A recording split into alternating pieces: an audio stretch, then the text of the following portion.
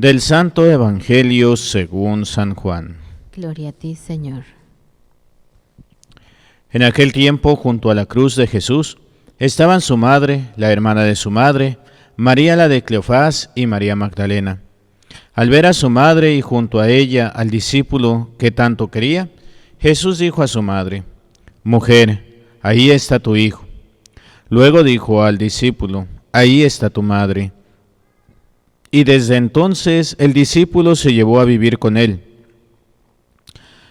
Después de esto, sabiendo Jesús que todo había llegado a su término, para que se cumpliera la escritura, dijo: «Tengo sed».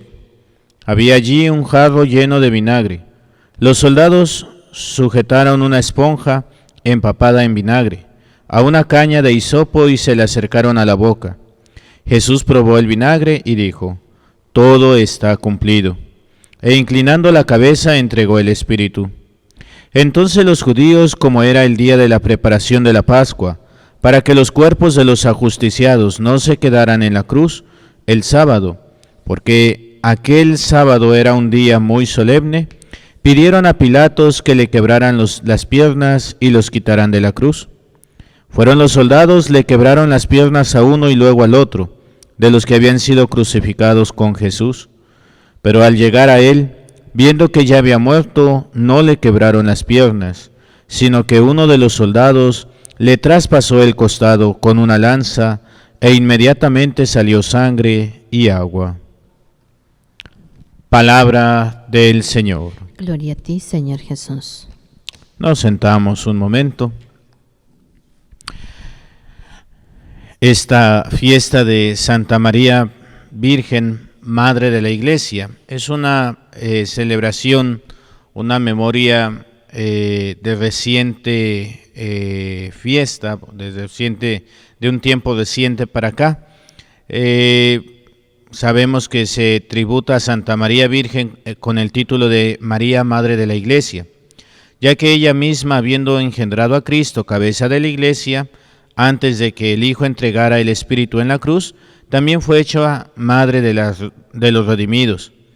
El Papa San Pablo VI confirmó solemnemente ese mismo apelativo en la alocución a los padres del Concilio Vaticano II el día 21 de noviembre de 1964 y estableció que desde ahora en adelante la Madre de Dios sea honrada por todo el pueblo cristiano con este gratísimo título. Es reconocida desde el 1964 para acá, es muy reciente esta fiesta, esta advocación de María Santísima, aunque el pueblo ya lo decía. Y es interesante este texto que acabamos de escuchar. Si lo podemos poner en un primer contexto histórico, aquí es donde nosotros podemos apelar a todos los cristianos no católicos de que María no tuvo más hijos. Me acuerdo que cuando estaba en la escuela, en el seminario estudiando la teología, me tocó en una ocasión hacer un trabajo para una exposición y en esa exposición fueron diferentes temas. A mí me tocó exponer sobre los hermanos de Jesús y pues había bibliografía o hay bibliografía suficiente como para estudiar, pero pues nos fueron sintetizando la bibliografía para poder avanzar y poder exponer. No era un trabajo final ni un trabajo semestral, era una exposición simplemente, pero se tenía que hacer bien hecha. Y en esa investigación me acuerdo que decía, o los resultados a los que se llegaba, es que hay 3 versiones y estas 3 versiones han sido utilizadas durante la historia. Una igual que otra, y no se puede llegar a una conclusión así tan concreta de que esta es la verdadera y estas no, sino a través también de la tradición, como la Iglesia Católica sabemos, tiene tres fundamentos: la revelación, que es la palabra de Dios, el magisterio y la tradición. Bueno, estos tres conclusiones a las que se llegaba era en que los hermanos de Jesús son hijos de María y de José, que María y José tuvieron hijos después de haber engendrado a Jesús. O sea, María llega virgen a el nacimiento de Jesús y posteriormente José y María se conocen en el sentido bíblico, es decir, tienen intimidad y nacen los hermanos de Jesús. Esta es una conclusión. Otra de las conclusiones decía es que José, cuando contrae matrimonio con María, ya es viudo él. Entonces él tiene unos hijos que al casarse con María se convierten en los hermanos de Jesús, hermanos, podríamos decir medios hermanos, ¿verdad? Como lo conocemos ahora.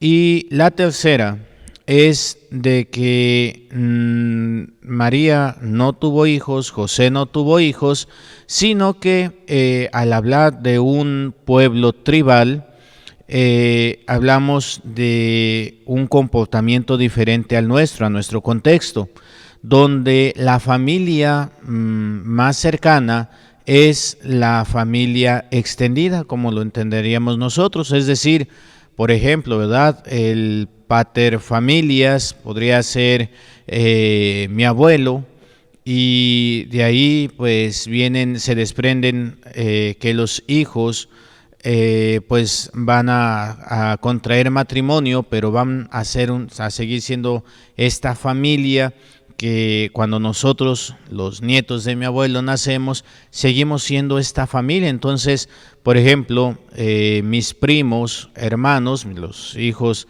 de los hermanos de mi mamá, pues son mis hermanos en esta visión tribal. Y esto es lo que podemos entender como los hermanos de Jesús.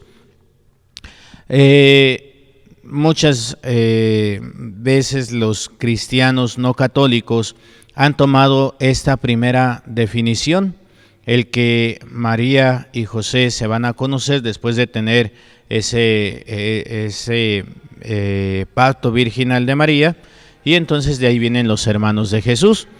La Iglesia Católica ha visto más esta última conclusión, donde ni son hijos de José ni son hijos de María, sino son en esta vida tribal.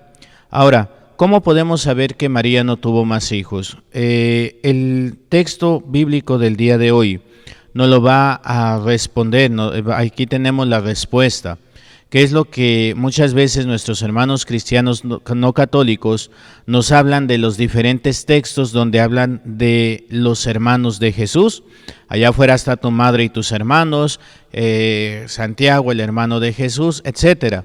Pero vamos al texto de hoy.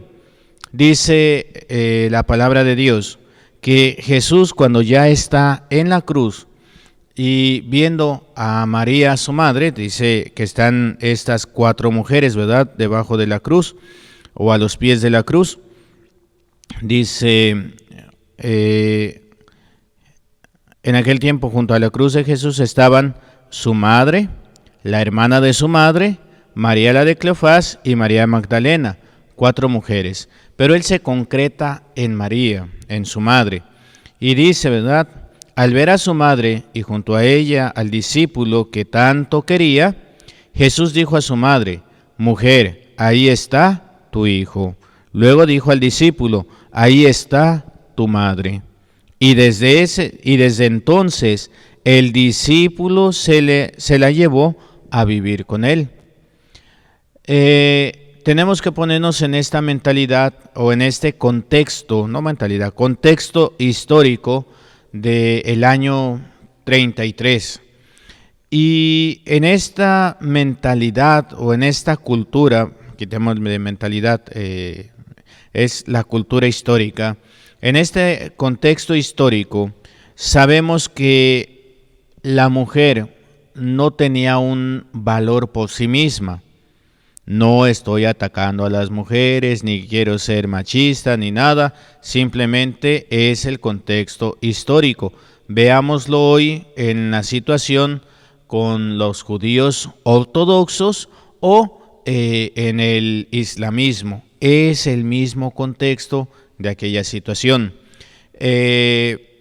La mujer no tenía un valor por sí misma, sino que el valor social, la importancia social, se la daba el hombre que estaba delante de ella.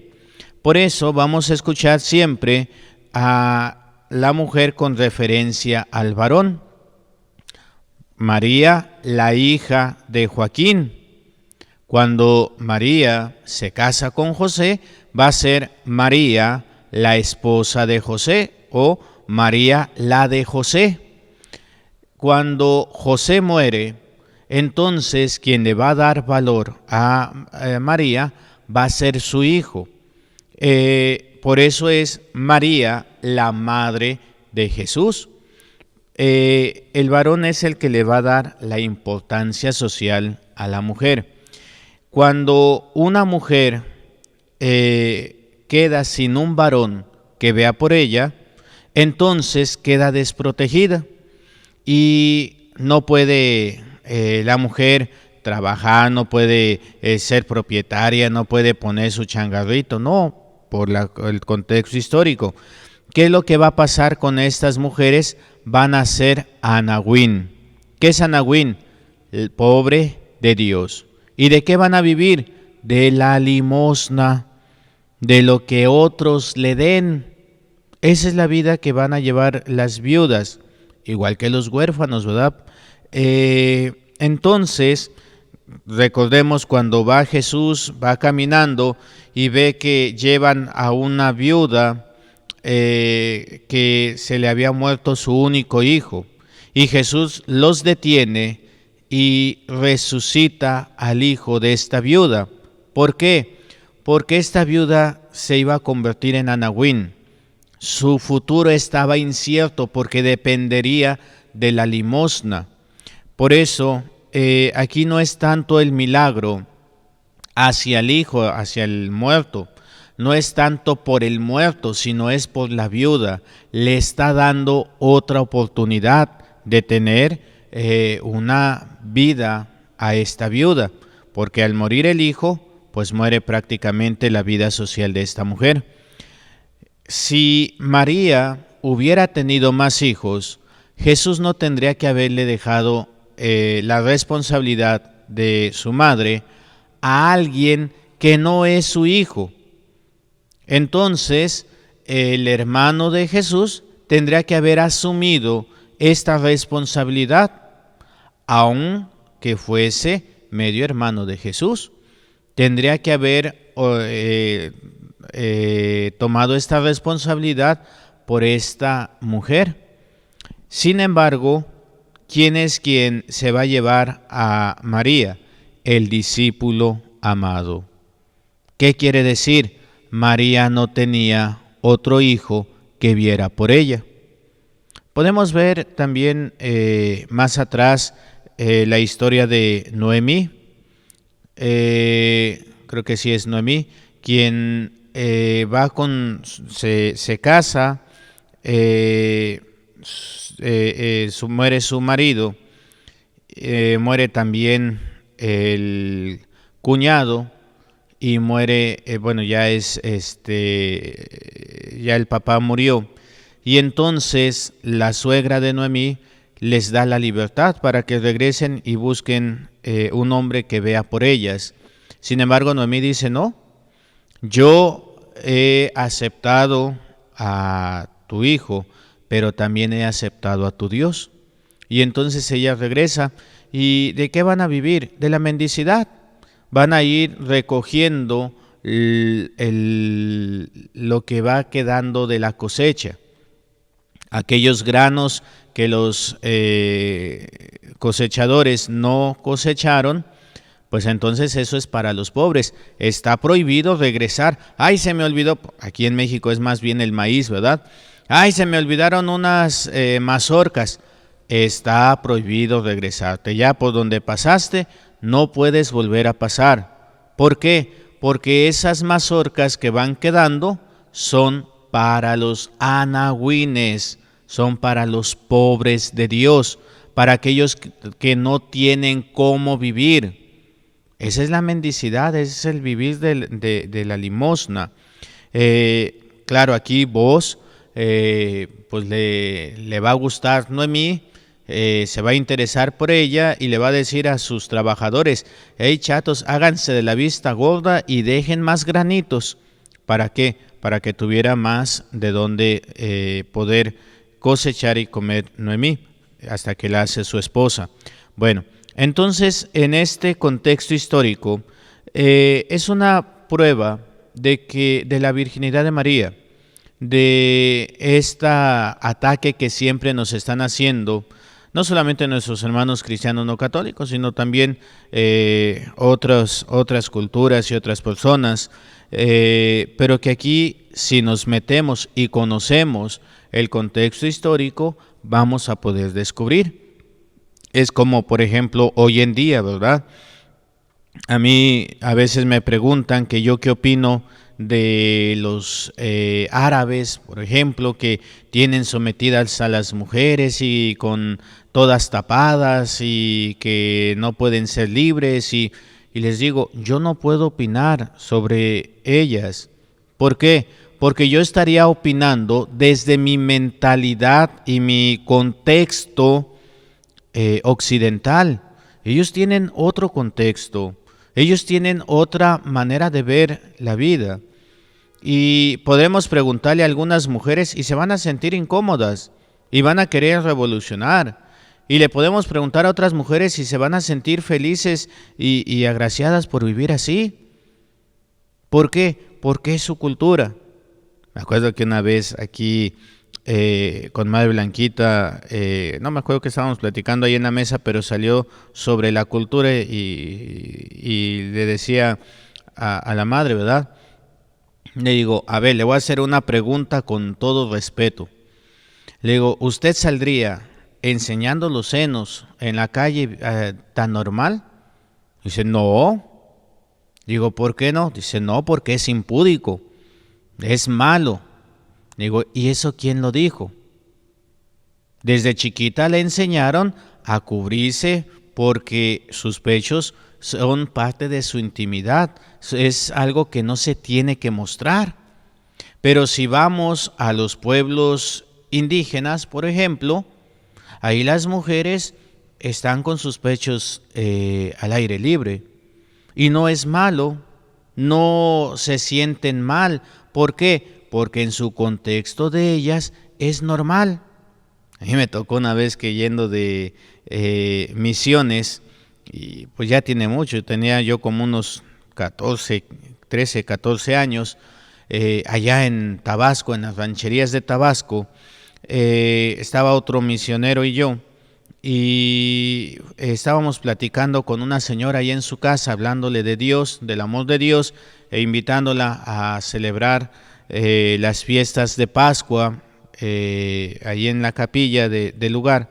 Íbamos como misioneros, y de repente llegó la niña, una niña como de unos 2, 3 años, y me acuerdo que nomás le jaló poquito a la mamá, y la mamá se sacó su seno, y la niña se le pegó y empezó a comer.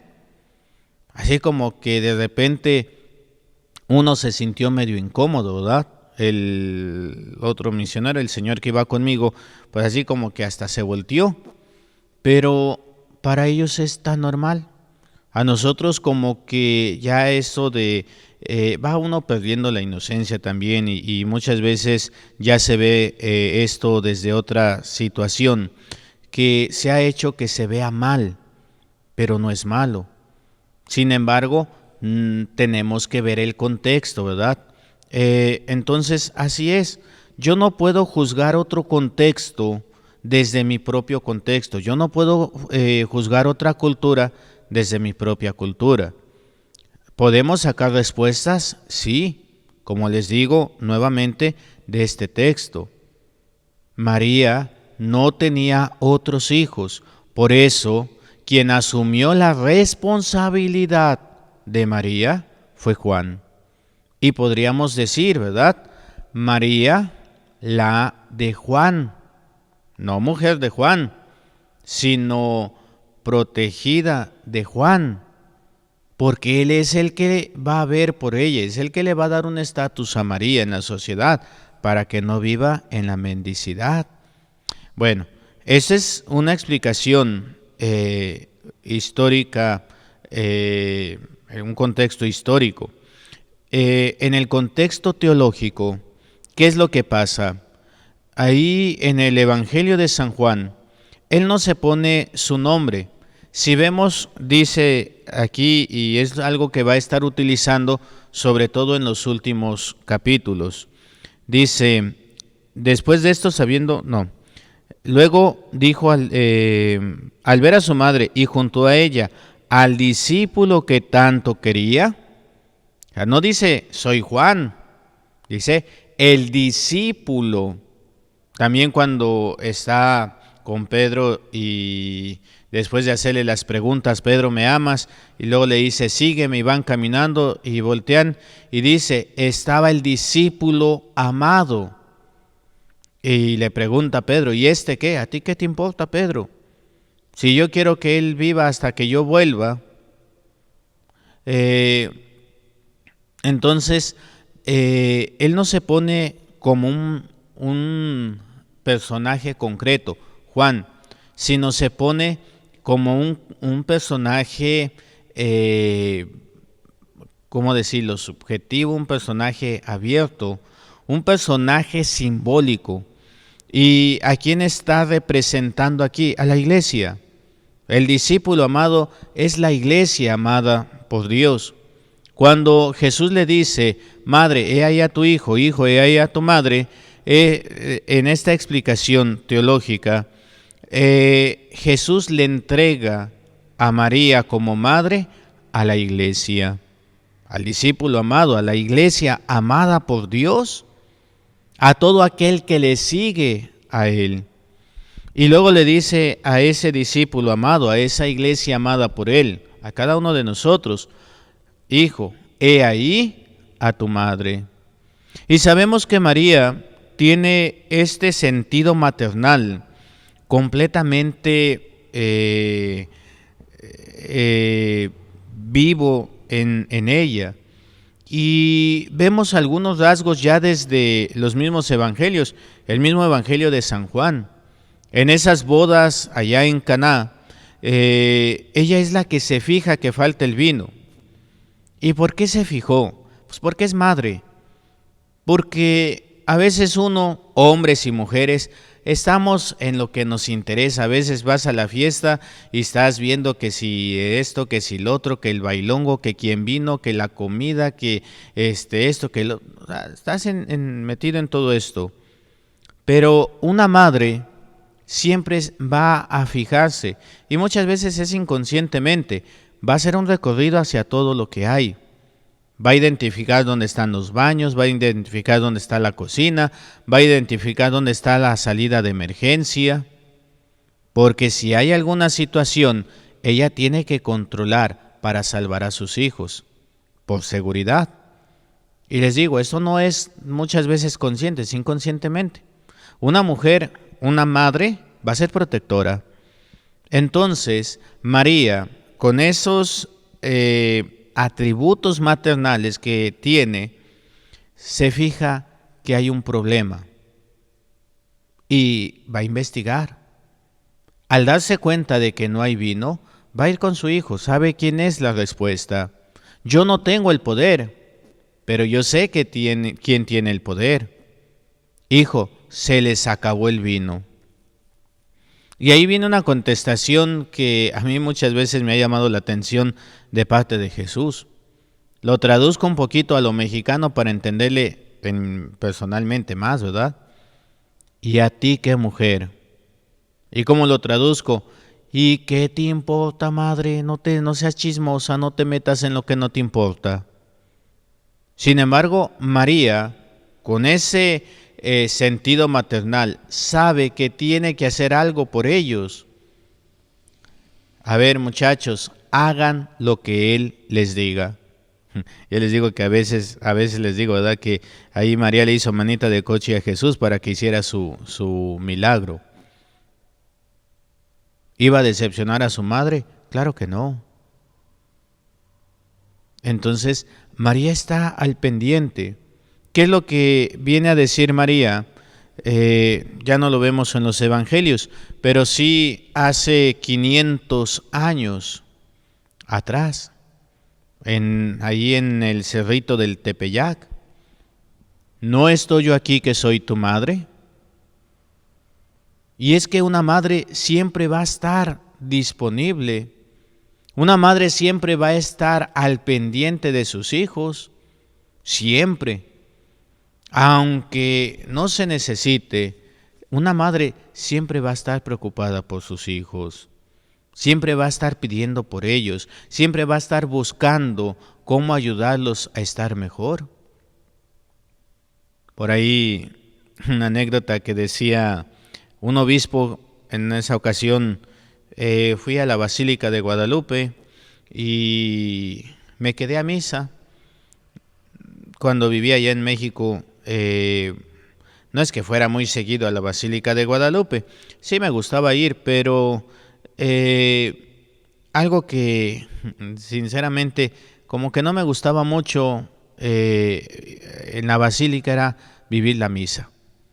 Me gustaba ir, ver, pasear, ir a ver a nuestra Madre Santísima, sí, pero vivir la misa no tanto. Prefería ir a la parroquia que estaba ahí en la esquina de la casa. ¿Por qué? Porque al ser un santuario, una basílica, va mucha gente y entran, salen y también pues es un punto turístico. Y muchos van y sacan fotos y pasean y esto y todo. No te deja concentrarte en la misa. Pero esa vez me acuerdo que fui y estaba empezando la misa y dije, bueno, me voy a quedar. Y era una peregrinación que había y estaba celebrando un obispo que él quería conocer la iglesia, de la casita de la Virgen, un obispo filipino. Y estaba radiante de alegría porque le habían permitido celebrar en la Basílica de Guadalupe. Los filipinos que también tienen esta devoción a la Virgen de Guadalupe, porque la misión salió del puerto de Guerrero, si no me equivoco, hacia las Filipinas. Bueno, decía este obispo que en una ocasión le habían dicho de una anécdota que estaba la madre de un torero y fue a pedirles la mamá del torero al sacerdote: Padre, pida mucho por mi hijo, mire que esto que él hace es muy peligroso, pida mucho por él. Y le dijo el sacerdote: no se preocupe, a su hijo no le va a pasar nada. Padre, pero es que es muy peligroso. Sí, dice, es peligroso, pero yo sé que a su hijo no le va a pasar nada. Y decía la señora, dice, ¿y cómo tiene tanta certeza de eso? Y le dijo el sacerdote: porque el toro es peligroso. Dice, pero el toro no tiene una madre que pida por él. Y sí, cierto. Ahí podríamos decir, pues la bestia, el toro, con toda su ferocidad, cuenta con su fuerza. El torero contaba con la oración de su madre. y creo que hemos tenido algunos santos también que han dado este testimonio de almas que se iban a condenar y no se condenaron por la oración de una mamá. Nosotros también tenemos una madre a todo dar, y esa madre es nuestra Madre Santísima. Por ahí hay un cantito, ¿verdad? Yo tengo dos madres. Sí, la madre de aquí de la tierra, pero también la madre del cielo. ¿Y cuántas veces nuestra Madre Santísima no está al pendiente de nosotros? ¿Cuántas veces nuestra Madre Santísima no está incluso pidiendo que le digamos todas nuestras necesidades, que nos desahoguemos con ella? Ella está para poder escuchar, y ese fue el pretexto, por decirlo de alguna manera, de querer una casita entre nosotros. Anda, ve y dile al obispo que quiero una casa para mí, para poder escuchar las necesidades de mis hijos. Y ahí está nuestra Madre Santísima. Sigue pidiendo por nosotros, sigue viendo por nosotros, y muchas veces no nos damos nosotros cuenta, pero sigue defendiéndonos, alejando al demonio, alejando las tentaciones, alejando los problemas de nosotros. A veces nosotros somos tan testarudos que no le hacemos caso, pero ¿cuántas veces nuestra Madre no nos salva de situaciones difíciles? Yo creo que si fuéramos conscientes, estaríamos súper agradecidos con ella. Por eso hoy que veneramos a nuestra Madre, en esta advocación de Madre de la Iglesia, pidámosle a ella su intercesión por esta Iglesia, por este cuerpo místico de su Hijo, que necesitamos de su intercesión, que necesitamos de su protección, que necesitamos de su ayuda, en lo individual, pero también como iglesia que somos. Que nos ayude a poder levantarnos, a poder seguir adelante, que nos ayude a poder ir venciendo las tentaciones y los ataques que la iglesia va teniendo en el día a día. Que nos ayude a ir venciendo toda división que ha ido surgiendo en su iglesia, para que juntos podamos vivir lo que celebrábamos ayer, la unidad.